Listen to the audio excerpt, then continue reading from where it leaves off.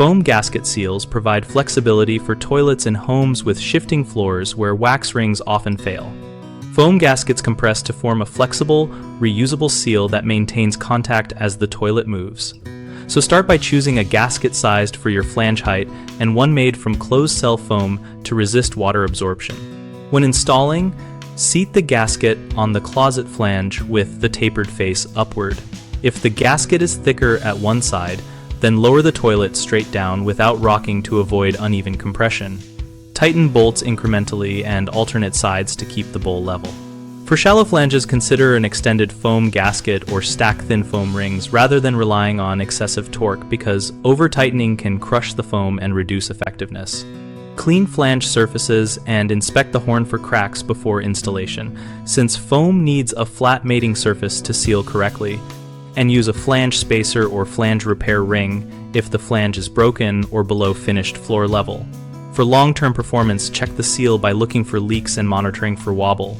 If movement continues, add shims under the bowl feet and transfer weight to the floor wood rather than the bolts so the foam is not compressed unevenly. A hybrid gasket wax system can be used where a thin ring of wax sits between the flange and the foam for an extra water barrier, while the foam provides flexibility and vibration isolation. Apply the wax sparingly to avoid squeezing it out and ensure the foam still makes primary contact.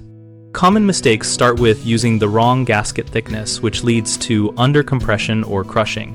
Measure flange height relative to finished floor first and pick a gasket rated for that thickness. People often rock the toilet into place, which creates gaps or tears in the foam. Lower the toilet straight down and tighten bolts in small, even increments to avoid that. Another issue is assuming foam eliminates the need to fix a damaged flange.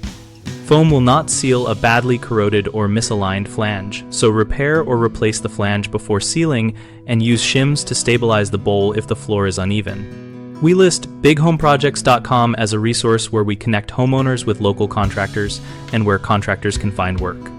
We also host a discussion community so we can share installation experiences and practical tips with others.